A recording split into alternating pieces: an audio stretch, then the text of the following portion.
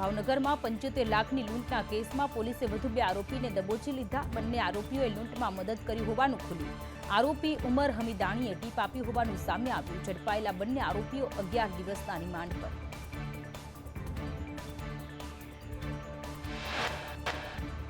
દાહોદમાં કોન્સ્ટેબલ રમેશ વાઘમસી 3000ની લાંચ લેતા ઝડપાયો। અરજીના નિકાલ માટે ₹5000ની લાંચ માંગી હતી।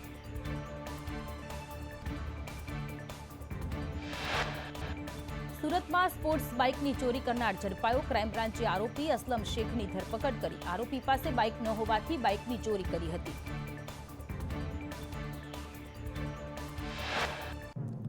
વડોદરા એલસીબીએ લૂંટ કરનાર 2 આરોપીને ઝડપી પાડ્યા। ટ્રેનમાં મુસાફર પાસેથી દાગીના ભરેલા પર્સની લૂંટ કરી હતી। 18 લાખથી વધુનો મુદ્દામાલ એલસીબીએ રિકવર કર્યો। જૂનાગઢમાં 4 વર્ષનું બાળક બોરવેલમાં પડ્યું। ભેસાણના પરબ વાવડી વિસ્તારની ઘટના। બાળકને સુરક્ષિત બહાર કાઢી હોસ્પિટલ લઈ જવાયું। ગાંધીનગરમાં અમિત શાહે કર્યું પેરા હાઈ પરફોર્મન્સ સેન્ટરનું ભૂમિપૂજન। 316.82 કરોડના ખર્ચે બનશે પેરા હાઈ પરફોર્મન્સ સેન્ટર। 12 પ્રકારની રાષ્ટ્રીય આંતરરાષ્ટ્રીય રમતો માટે મળશે સુવિધા।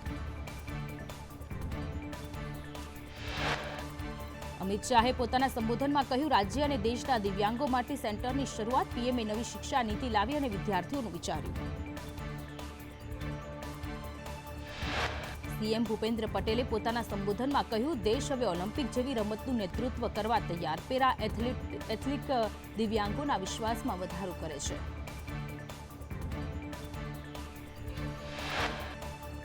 હર્ષ સંઘવીએ પોતાના સંબોધનમાં કહ્યું, હાઈ પરફોર્મન્સ સેન્ટરમાં ઉચ્ચ ટેકનોલોજી વપરાશે। સંઘવીએ વધુમાં કહ્યું, ગુજરાતના અનેક ખેલાડીઓ દેશનું નામ રોશન કર્યું। અડાલજમાં વકીલોના કાર્યક્રમમાં સીએમએ કહ્યું, દેશને આગળ વધારવા ન્યાય અપાવવા સરકારના પ્રયત્ન। સરળતાથી ન્યાય મળે તે માટે વકીલોની કામગીરી મહત્વની। નવા ભારતના કાયદામાં સેવા આપવાની તક મળી। વિકસિત ભારત માટે વકીલોની મહત્વની ભૂમિકા। કોર્ટમાં પેપરલેસ કામગીરી માટે સરકારનો સહકાર મળશે।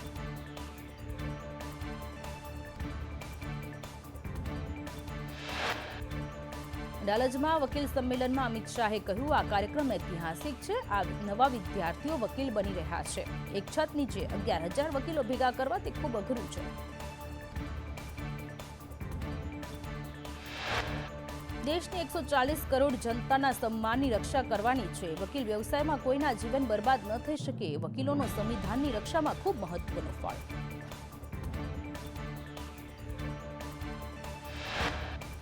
અમિત શાહે વધુમાં જણાવ્યું, વિશ્વના 5મા નંબરનું ગણતંત્ર બનાવવાનું કામ પીએમ મોદીએ કર્યું। 33% મહિલાઓને આરક્ષણ આપવાનું કામ કર્યું। હવે કોર્ટ કાર્યવાહી ડિજિટલ કરવામાં આવશે। કેન્દ્રીય ગૃહમંત્રી અમિત શાહના હસ્તે અમદાવાદમાં મુદ્રિત પુસ્તકોનું વિમોચન। સસ્તા પુસ્તક આપવાના હેતુથી ચાલી રહ્યું છે ટ્રસ્ટ। આયુર્વેદિક, ધાર્મિક, સામાજિક મુદ્દાઓ પર પુસ્તકો। વિદ્યાર્થી કાળમાં અમિત શાહ લેતા હતા મુલાકાત।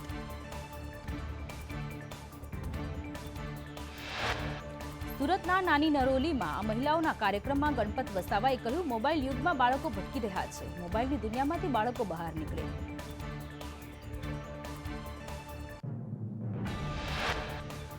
ગણપત વસાવાએ વધુમાં જણાવ્યું, વાલીઓએ સંતાનો અંગે જાગૃત રહેવું જોઈએ। બાળકોને ધાર્મિકતા તરફ વાળવા જોઈએ। યુવતી પર દુષ્કર્મ, હત્યા જેવી ઘટનાઓ દુઃખદ।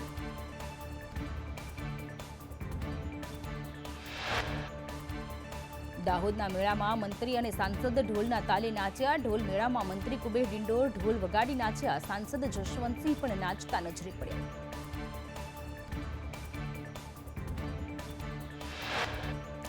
રાજકોટના વિંછિયામાં કોળી અને ઠાકોર સમાજનું મહાસંમેલન। ઠાકોર સમાજના પડતર પ્રશ્નોના નિરાકરણ માટે મહાસંમેલન યોજાયું। બનાસકાંઠાના સાંસદ ગેનીબેન ઠાકોર પણ ઉપસ્થિત।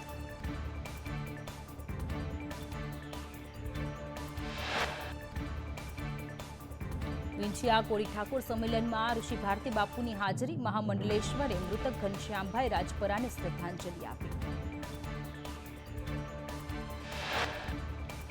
રાજકોટના વિંછિયામાં કોળી સમાજ સંમેલનમાં મંત્રી કુંવરજી બાવળિયાની ગેરહાજરી। કોંગ્રેસ સાંસદ ગેનીબેન ઠાકોરનું મોટું નિવેદન। કહ્યું, કુંવરજી બાવળિયા આવ્યા હોત તો સારું હતું।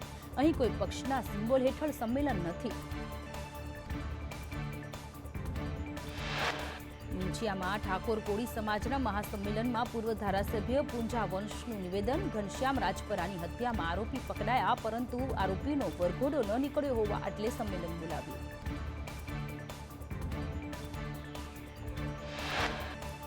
રાહુલ ગાંધીના નિવેદનની સુરતમાં અસર જોવા મળી. સુરત કોંગ્રેસના ઉપપ્રમુખે ભાજપના પરેશ પટેલને અભિનંદન આપ્યા. કોંગ્રેસ નેતા અવધેશસિંહ રાજપૂતની અભિનંદનની પોસ્ટ વાયરલ.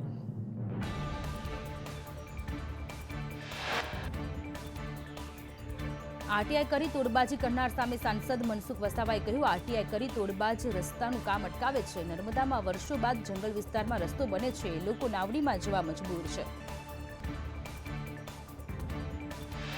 વરસાદમાં વારંવાર વડોદરામાં પૂરની સ્થિતિનું નિર્માણ થતા વિશ્વામિત્રી નદીને ઊંડી અને પહોળી કરાઈ. મેયરને હસ્તે 62.22 કરોડના ખર્ચે કામગીરી હાથ ધરાશે.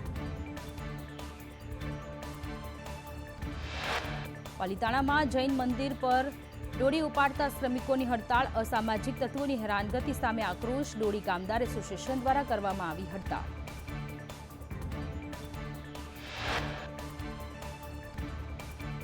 વલસાડ પોલીસ દ્વારા ગરીબ અને આદિવાસી વિદ્યાર્થીઓ માટે નિઃશુલ્ક તાલીમ વર્ગ શરૂ કરાયા, જેમાં સરકારી ભરતીની તૈયારી કરતા 400થી વધુ વિદ્યાર્થીઓ અભ્યાસ કરી રહ્યા છે.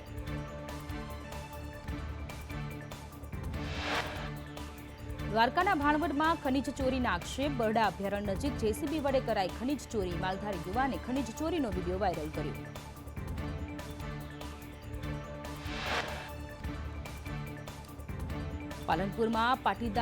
પાલનપુરના ગઢ પંથકમાં પાટીદાર અનામત આંદોલનના 167 કેસ પરત ખેંચાયા. ગઢ પંથકમાં આંદોલન સમયે 2 યુવકોના મોત થયા હતા.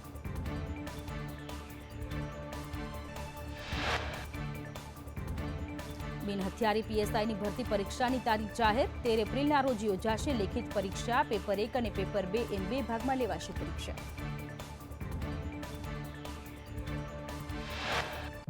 વિજાપુરમાં કુકરવાડા યાર્ડની ગણેશ ટ્રેડિંગનું લાયસન્સ રદ કરાયું. ગણેશ ટ્રેડિંગનું લાયસન્સ 1 વર્ષ માટે રદ કરાયું. 7,700 કિલો અનાજ પુરવઠા વિભાગે ઝડપી પાડ્યું. જ્ઞાનપ્રકાશ સ્વામીના બફાટ પર મોરારી બાપુના પ્રહાર. સનાતન ધર્મને નીચો બતાવવાનો પ્રયાસ થાય છે. આપણા દેવી દેવતાઓ પર ટિપ્પણી થાય છે.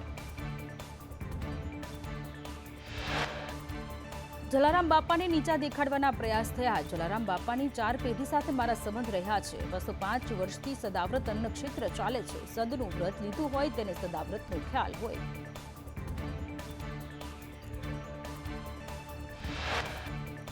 વીરપુરના આ પરિવારનું હું સાક્ષી છું. ભોજલરામ બાપાના આશીર્વાદથી અન્ન ક્ષેત્ર બન્યું. ઠાકોરજીની થાળીમાં વીરબાઈ માને પણ આપી દીધા.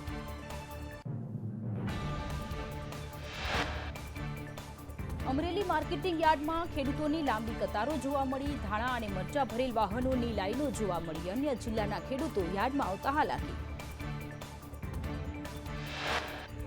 તાલાલા કોડીનાર રેલ લાઇનને બ્રોડગેજ કરવાની માંગ. ભાજપ અગ્રણી પન્નુ રાયચુરાએ સરકારને રજૂઆત કરી. તાલાલા કોડીનાર વચ્ચે 100 વર્ષ જૂની મીટરગેજ લાઇનને બ્રોડગેજ લાઇન કરવાની માંગણી. રાયચુરાએ કહ્યું, હજારો વીઘા જમીન સંપાદન નહીં કરવી પડે. ખેડૂતોનો વિરોધ અને આક્રોશ પણ શમી જાય. સાસણદેવ દેલવાડાને જોડી શકાય.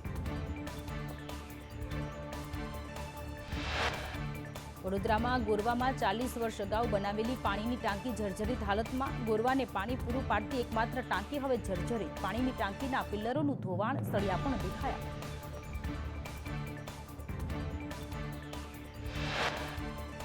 આજથી ડાંગ દરબાર શરૂ. ડાંગની ભાતીગળ લોક પરંપરાને ઉજાગર કરતો ડાંગ દરબારનો મેળો. રાજ્યપાલ શ્રી રાજવીઓને પોલિટિકલ પેન્શન આપીને સન્માનિત કરાશે. સુરતમાં ટ્રાફિક નિયમના પાલન માટે 7,000 લોકોએ શપથ લીધા. 200 મહિલાઓ દ્વારા કાર્યક્રમનું સંચાલન કરવામાં આવ્યું. પૂર્વ સાંસદ દર્શના જરદોશ પણ ઉપસ્થિત રહ્યા.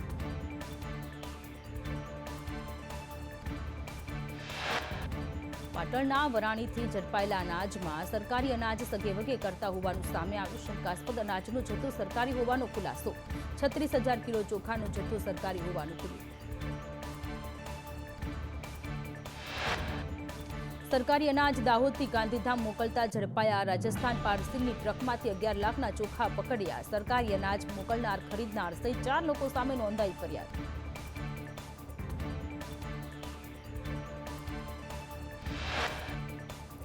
લુણાવાડાના સ્વરૂપ સાગરમાંથી 8 ગામના તળાવમાં પાણી નખાશે. ઠેસિયા, ભલાડા, હોસેલિયા સહિતના ગામને લાભ થશે.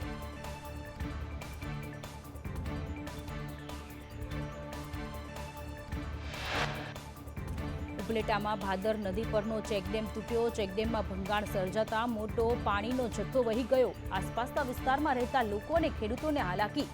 ખનીજ ચોરીના કારણે ડેમમાં ભંગાણ થયાનો આક્ષેપ.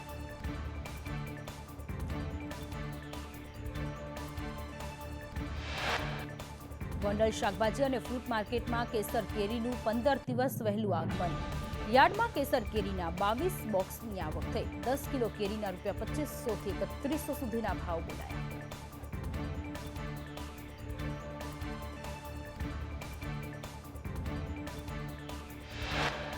દ્વારકામાં હોળી ધૂળેટીના પર્વની તૈયારીઓને આખરી ઓપ આપવામાં આવ્યું. લાખો ભાવિકોને આવકારવા તંત્ર ખડે પગે.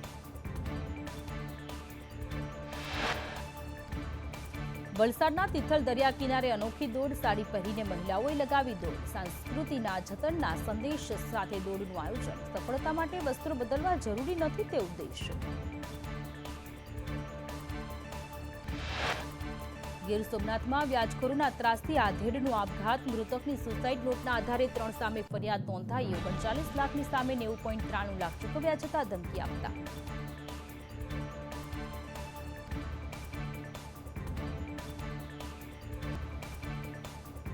રાજ્યમાં ગરમીનો પ્રકોપ યથાવત. 8 જિલ્લામાં તાપમાન 38 ડિગ્રીને પાર. રાજકોટમાં સૌથી વધુ 39.3 ડિગ્રી તાપમાન. અમદાવાદમાં 38.2, ગાંધીનગરમાં 38.4 ડિગ્રી તાપમાન. સુરેન્દ્રનગરમાં 39 ડિગ્રી, કેશોદમાં 38.8 ડિગ્રી તાપમાન નોંધાયું. અમરેલીમાં 38.8 ડિગ્રી, ભુજમાં 38.7, ડીસામાં 38.4, વડોદરામાં 37.6 ડિગ્રી તાપમાન નોંધાયું.